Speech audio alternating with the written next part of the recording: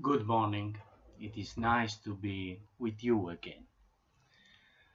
Today we will deal with the resumed hostilities between the Eastern Roman Empire and the Caliphate in the second half of the 7th century. These two superpowers were led by antagonists of exceptional capabilities. Constantine IV, who was only 16 years old when he became emperor in 668, and Caliph Muʿāwiyaa, who was then already 66. My last lecture ended with the assassination of Constantine's father, Constans II, in his palace in Syracuse. A conspiracy had put an end to his dream to retake part of the Italian peninsula and transfer to Sicily, at the center of the Mediterranean, the new capital of the empire. Constans II had tried to strengthen the empire in the west. After a civil war, had forced Muʿāwiyaa to sign a peace treaty with him. It was a bold but anachronistic project. The Caliphate was by then a huge state, made stronger by the prosperous provinces it had taken from the Roman and the Sasanian empires, rich in men with administrative, technical, and military capabilities, animated by a sense of its own historical and religious mission. Damascus, its capital, was relatively close to the eastern border of the Roman Empire. If the Byzantine wished to withstand the next assault of the Caliphate, they should have concentrated their forces in the east rather than in Italy. In fact, after the civil war ended in 661, the Umayyad Caliphate turned out to be a mortal enemy of the Roman Empire. It was a new caliphate by then, a dynastic one, a rival empire. In the lectures from 13 to 15, we have been dealing already with Muʿāwiyaa bin Abi Sufyan. If Niccolò Machiavelli had known about his story, he might have taken him as a model for his prince, of whom the founder of the Umayyad dynasty had all the qualities: strategic clarity, political realism, outstanding organizational skills, edge for men and situations, and timeliness in action. But we have already seen these qualities at work in previous lectures. Today, I need only to stress that Muʿāwiyaa was the most tolerant state leader of his time in religious matters. He had the merit of allowing to Middle Eastern societies to function in times of upheavals. These allow him to take advantage of the human capital of the territories conquered by the Caliphate, a very complex mosaic of linguistic and religious communities. Several Christian texts produced in the conquered territories justify this statement. We have, for example, the voice of a Jacobite patriarch, Michael the Syrian, who lived in the 12th century, author of a long chronicle in Syriac language, but also the Nestorian John Bar Pencaye, almost a contemporary of Muʿāwiyaa, praised his rule. We also find positive comments in the Chronicle of Sirt, an ecclesiastical history written by an Nestorian author between the 9th and the 11th century. In addition, the biographer of Saint Gabriel reported about the good relationship between him and Muʿāwiyaa. We have already seen that in Egypt the Copts viewed the Arab conquest as a liberation. as reported by various sources, among which a biography of the Copt patriarch Benjamin, written shortly after the conquest. Also Jews, Samaritans, and Manichaeans were not persecuted in the Middle East. Even the members of the Chalcedonian Church, the head of which was the emperor himself, were treated with tolerance in spite of the ongoing war with Constantinople. By contrast, the Roman Empire had pursued uniformity in religion, but this was really a political mistake. Firstly, this endeavor could never have been a complete success. The many Jewish communities in Syria could never have been converted. Secondly, this normalization attempt led the non-Orthodox Christian communities of the Middle East, Jacobites and Nestorians, to regard the Melkite Church as a threat. The Egyptian Monophysites had the same reaction, as we have seen, and the same happened with the followers of the Roman Church in Italy and in Africa. The pursuit of religious uniformity turned out to be a failure, and it undermined the capacity of the empire to contain the wave of the Arab conquests. By contrast, the Arabs did not try to convert the people of the book, that is, the followers of the revealed religions.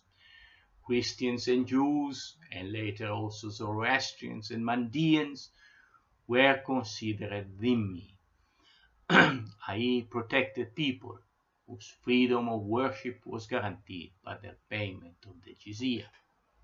This was a personal tax, to which subsequently a land tax called haraj was added.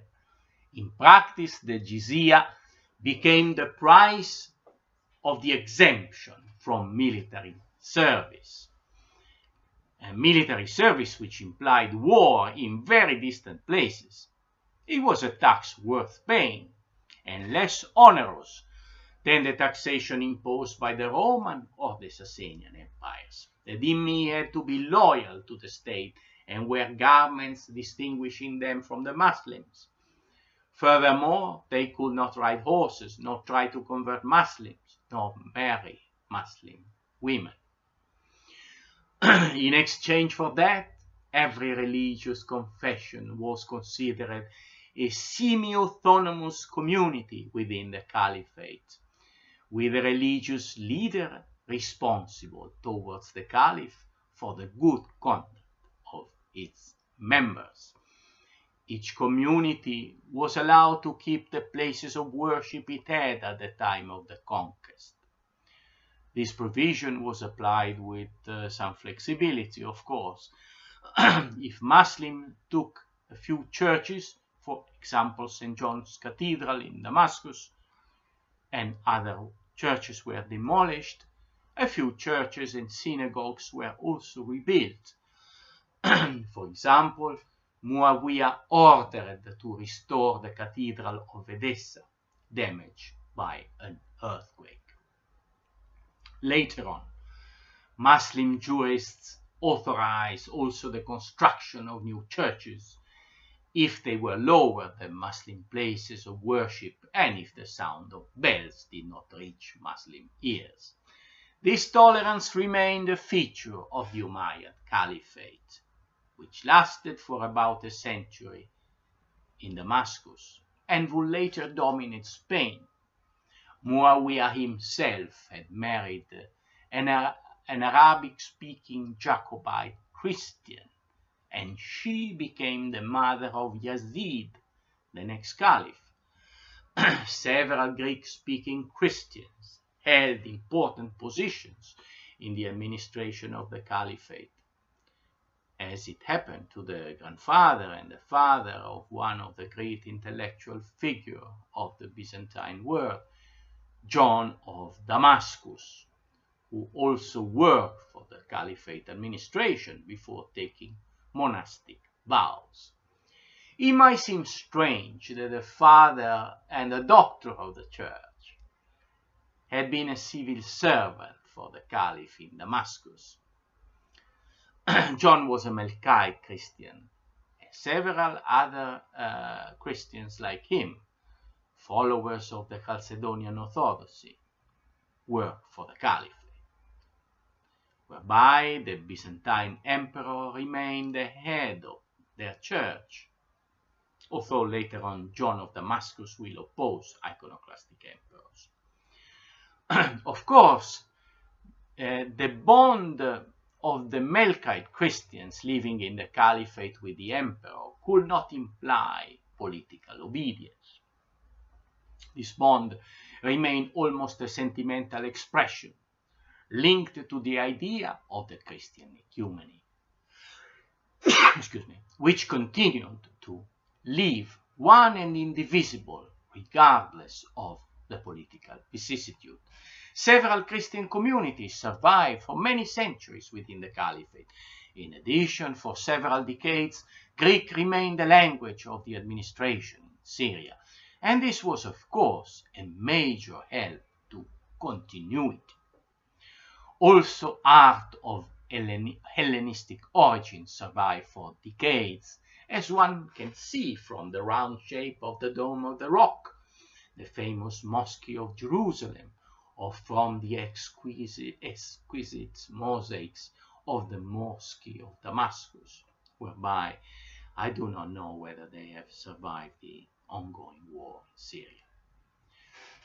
They were laid during the Umayyad Caliphate, but were an unmistakable expression of the Byzantine tradition, and survived the countless mosaics destroyed in Constantinople by the iconoclastic movement.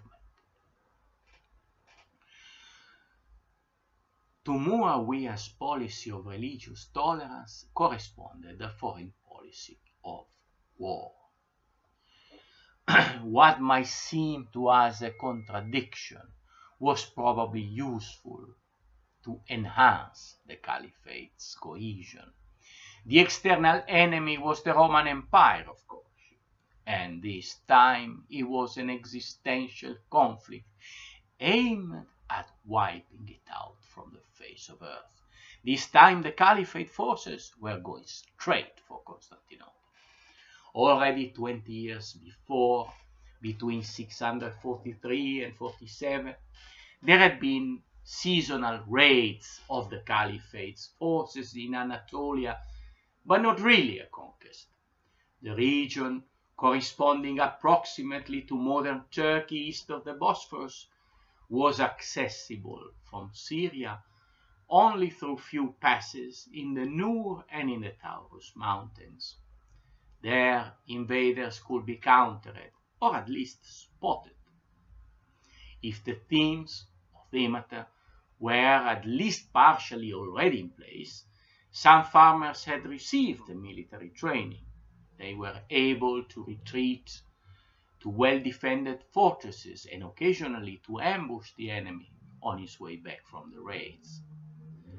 Caliph Umar had stated that he would have preferred that God had separated Anatolia and Syria with a firewall, in order to prevent a conquest that was bound to be very costly. With his successor, Uthman, the Caliphate pursued territorial expansion mainly at the expense of the crumbling Sasanian Empire. And after Uthman's death in 656, the civil war erupted in the Caliphate, granted other years of respite to the Byzantines. However, when 5 years later Muʿāwiyaa was recognized as the legitimate caliph, he started to prepare for a war against the Romans on land and at sea. In 663, while Constans II was confronting the Lombards in southern Italy, the raids in Asia Minor started again and became deeper and more serious. The region, which had several important cities, was repeatedly plundered and many of its inhabitants enslaved. The Caliphate's troops would cross the whole length of the Anatolian peninsula and reach Chalcedonia on the Bosphorus in front of Constantinople. The other front of the war was, of course, the sea. Here, the Byzantine supremacy seemed unassailable. The people of pre-Islamic Arabia knew navigation, of course, but exclusively for commercial purposes, and it was practiced only by few. The tribes of the Hijaz, among which Islam was born, were engaged in caravan trade rather than sea trade.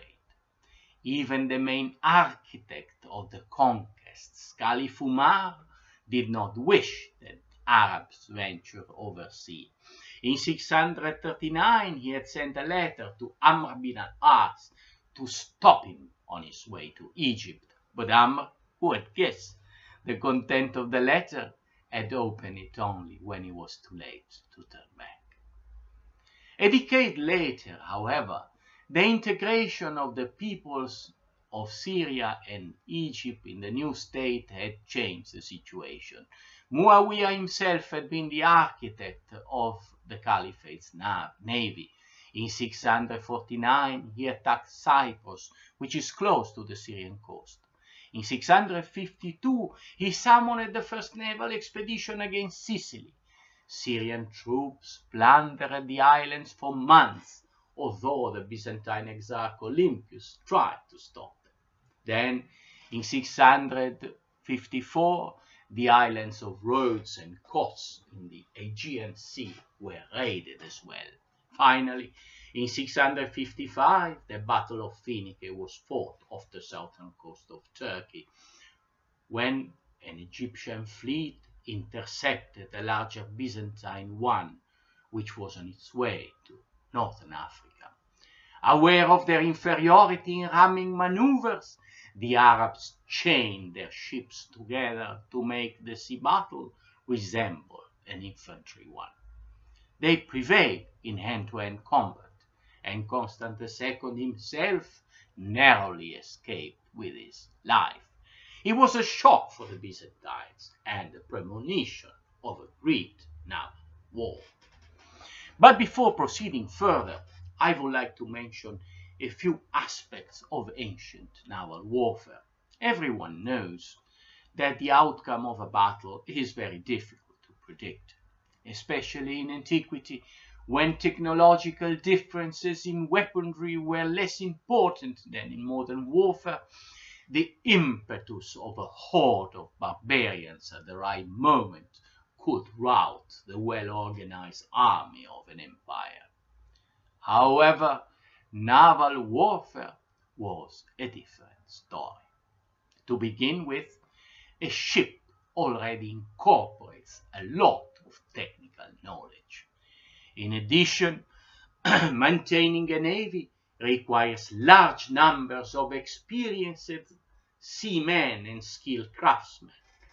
Finally, in a naval battle, the crews had to perform their duties with perfect coordination, which required years of experience. A sea battle required officers who could master complex maneuvers, experienced in the use of missiles and of incendiary weapons, as well as in complex ramming and boarding techniques. In addition, officers had to make sure that severely damaged ship got repaired. They had to secure supplies of water, of food, and of arrows and other missiles. They had to control the fear of men frequently unable to swim on ships that took on water and capsized easily because of their relatively shallow draught. Naval supremacy was not obtainable in a short time, and the Roman Empire had been a maritime power for a millennium. Yet, in spite of the competence gap between the Arabs and the Byzantines, Muawiyah's effort had paid off at Finning. A quick reference to the warships of that age can help us to imagine sea battles. The ancient world had known giant triremes and quadriremes, with their square sails perpendicular to the length of the hull, and with their underwater rams and their boarding bridges to be dropped on enemy decks. These dinosaurs of naval warfare had long since disappeared, replaced by more agile battleships, which could nevertheless carry up to 200 or 300 men, including rowers and sailors, of course. While commercial ships employed only sails for navigations, warships employed both sails and oars. The typical Byzantine warship was the dromon, a Greek word meaning runner. The combined use of sails and oars made these ships very fast in battle when they needed to cover quickly short distances. A battleship could reach a length of 30 meters and a width of 3 or 4. The square sails of the ancient ships had been replaced by lateen sails, triangular sails that allowed to sail closer to the wind. The heavy underwater ram had been replaced by an above-the-water bowsprit used for breaking the oars of the enemy ship and make it helpless against the missile and boarding actions. Warships had either 1 or 2 decks on which the benches of the rowers were placed. Along each side of each deck sat 25 to 50 men, which meant up to a maximum of 200 rowers on a single ship. Rowers on the upper deck fought alongside the ship's soldiers in boarding operations. A battleship could carry, in addition, up to 100 fully armed soldiers, Marines, as an American would call them.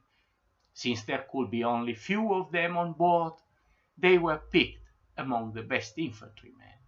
Warships had 1 or 2 masts and 1 or 2 castles on the upper deck, that is, wooden platforms for throwing missiles on the enemy, including arrows of various kinds, javelins, caltrops, and jars filled with incendiary liquid or with quicklime or with poisonous snakes and scorpions. The battleships of the Caliphate were similar, because they had been built by the same shipyards of Egypt and Syria that only a few years before had supplied the Byzantine navy. From the Arab word Dar as-Sina, literally house of the industry, derived the word arsenal. A slight difference between the two fleets might have been, in the early years of the naval war, a deeper distinction between soldiers and sailors in the Caliphate's fleets. The soldiers were mostly Arab, while crews and oarsmen were Egyptian or Syrian. Overall, the empire's navy had the advantage of its traditions dating back to Republican Rome and of its sophisticated fighting techniques. The Caliphate's navy, on the other hand, counted on the higher spending capacity of the state, whilst the contribution base from which the Byzantines could finance operations had shrunk dramatically. While I was studying ancient naval warfare in preparation of this video, I became aware of the fear that must have preceded sea battles. There was little hope that prisoners could be taken on board of ships which had already little room for their crews and supplies. The best case scenario was that one of the 2 crews died entirely, together with a few men of the other one. The offensive weapons were many, the injuries terrible, the chances of getting some kind of medical treatment even slimmer than on land. The Byzantine manuals recommended to avoid sea battles, even against inferior forces, and to opt for retreat whenever possible. In general, the Byzantine society was deeply immersed in war. In its more than 1,000-year history, there were relatively few years without military campaigns. The world in which the Byzantines lived would be very violent and frightening for a modern European. After the Battle of Phoenice, Muʿāwiyaa had obtained from Caliph Uthman the permission for a naval offensive against Constantinople. But the project could not be pursued because of the civil war that followed the assassination of Uthman. Only a few years later, after Muʿāwiyaa had been recognized as the new caliph, the naval operations against the empire would be resumed. The island of Chios was conquered, while Rhodes and Kos were already under the Caliphate's control. In 669, 200 ships from Alexandria raided again the coast of Sicily.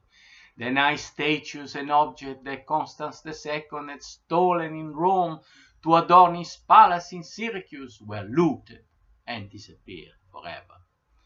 Since Roman statues did not have great market value in the iconic culture of the Arab world, it seems that Muʿāwiyaa had them sent to India in the hope to get better prices. Then, in 670, there was a particularly ominous development. An Arab fleet penetrated into the Sea of Marmara, posing a direct threat to Constantinople. At this point, I need to mention briefly the position of the empire's capital, which had always protected the city from its many enemies. The access to the Black Sea is ensured by a strait between the tips of two peninsulas, one on the European side and the other on the Asian side. This narrow corridor is the Bosphorus.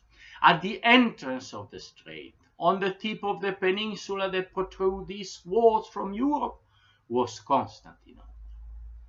The city was surrounded by water on three sides.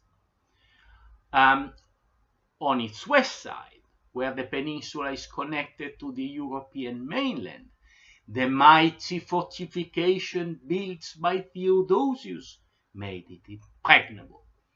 The Theodosian walls had resisted the siege of the Avars in 626, as we have seen in Lecture 9, and will resist other attacks over many centuries. To the north of the Bosphorus is the Black Sea, or in antiquity simply the sea, Propontis in Greek. It is an inland sea and was entirely under Byzantine control at the time. South of the Bosphorus is the much smaller Sea of Marmara, another inland sea, having only one other entrance, a strait on the opposite side of the Bosphorus, the Dardanelles, which connects it to the Aegean Sea. In other words, the Sea of Marmara is a natural anteroom to the Black Sea, as its ancient name indicated, the Propontis. This large basin was entirely under control of the Imperial Navy, which had there its bases. Well, in 670, sea forces of the Caliphate entered for the first time into the Marmara Sea through the Dardanelles. They started attacking Byzantine ships, and then they took over the peninsula of Cyprus on the Asian shore of the sea. Meanwhile, other naval forces of the Caliphate occupied strategic positions in the eastern Mediterranean, such as the port of Smyrna in the Aegean Sea and the coasts of Cilicia, the region of the Anatolian Peninsula closest to the Syrian coast. In the spring of 674, the actual attack to the empire's capital began. An enemy fleet appeared in front of Constantinople, where it remained throughout the summer, attacking the city and the Byzantine ships, and then retiring to Cyprus in the fall. In the spring of the following year, the Arab navy resumed operation and besieged the Roman capital until the end of summer, and the same happened over the following years. Seasonality in naval operations was a consequence of the fact that the ancient ships were relatively low and took on water easily, so they had to avoid rough sea. The operation lasted for years because the city position made a naval blockade useless, and the city was fortified also on its waterfronts. There were 5 years of naval battles in front of Constantinople, during which the Arab navy suffered heavy losses. In these clashes, the Byzantines used for the first time a new weapon, which would become the terror weapon of naval warfare during the Middle Ages, the Greek fire.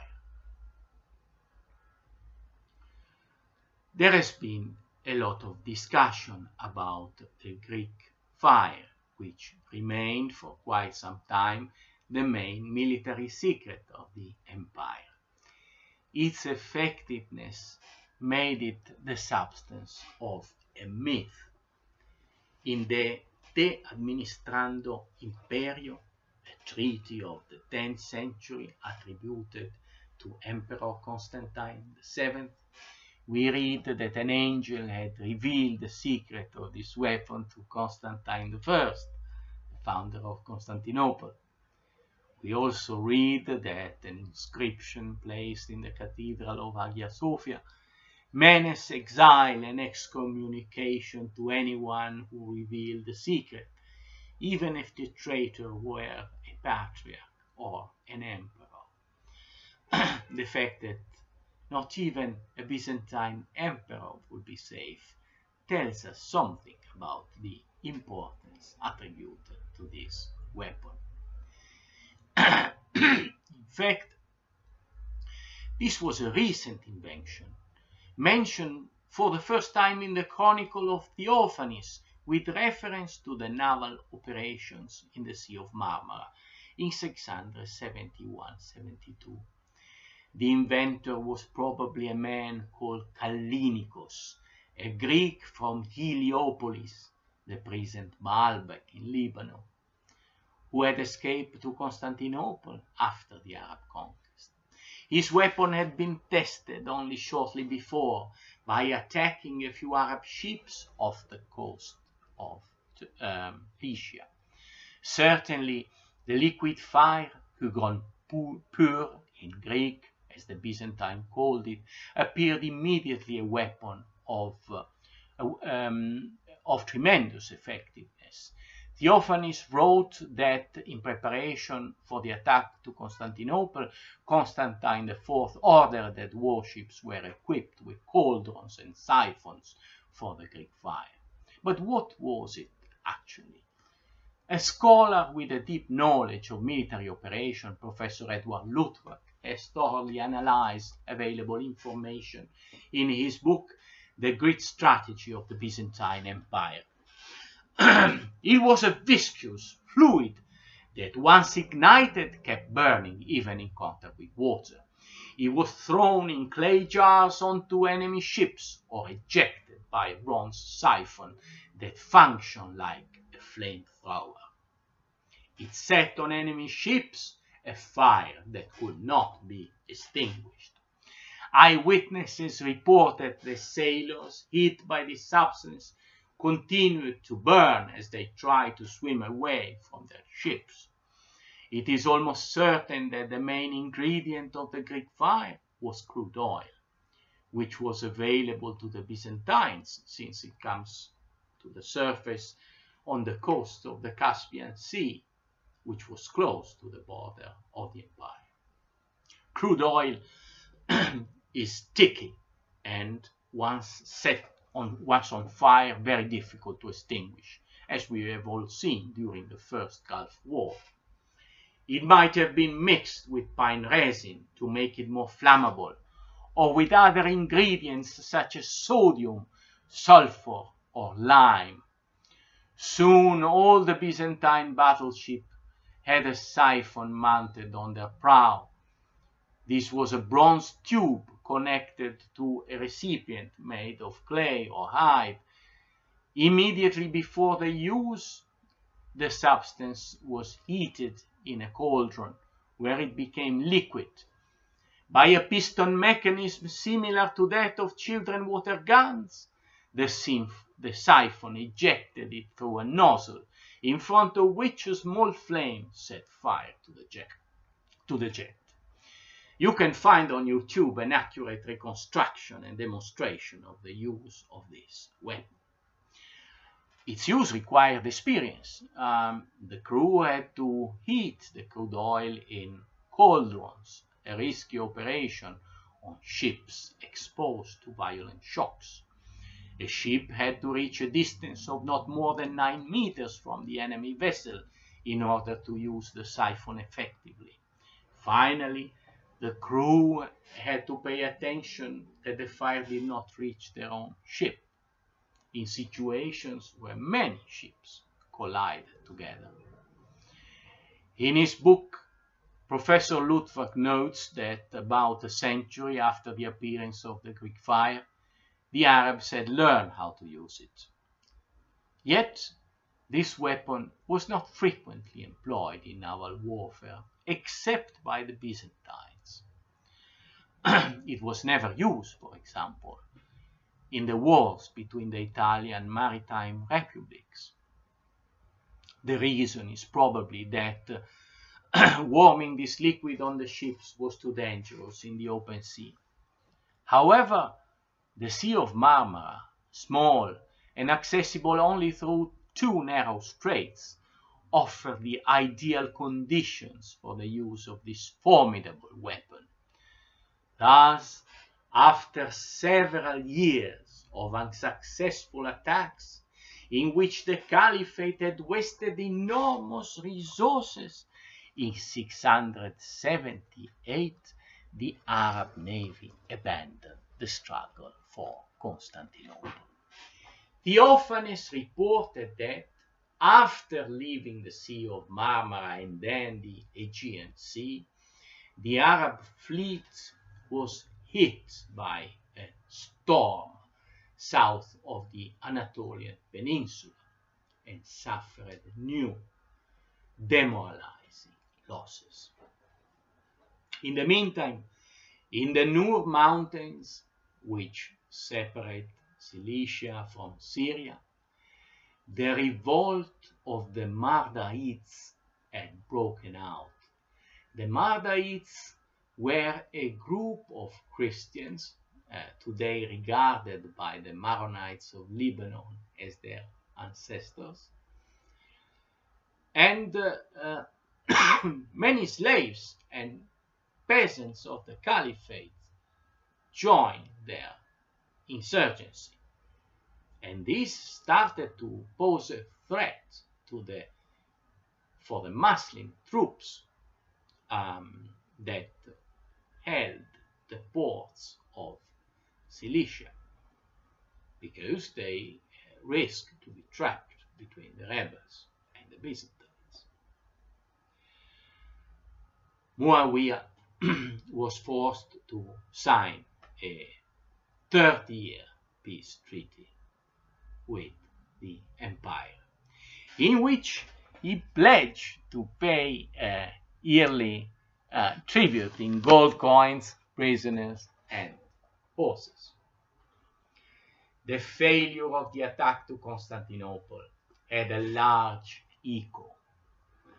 The Khan of the Avars and the chiefs of the Slavic tribes of the Balkan Peninsula sent their ambassadors to pay homage to the emperor, requesting peace and friendship and recognizing the sovereignty of the empire over their territories.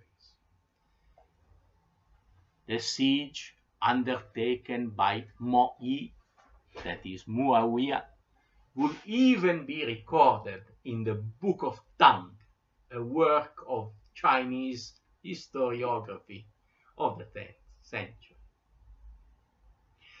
After about 50 years, in which the Arab conquests had not met any effective resistance, apart from one case that we will see in another lecture, the Caliphate war machine had been stopped. Constantine IV's victory was an event of world importance. In the second half of the 7th century, Constantinople was the last barrier against the Caliphate offensive. As Georg Ostrogorsky noted in his nice book, History of the Byzantine State, the fact that this last barrier held meant saving not only the Byzantine Empire, but the European culture as well. However, the empire was pressed on all sides by other peoples, and Constantine IV, who was only 26 at the time of his victory, had soon to confront a new foe, as we will see in the next lecture. For now, thank you for your attention and see you soon. A presto.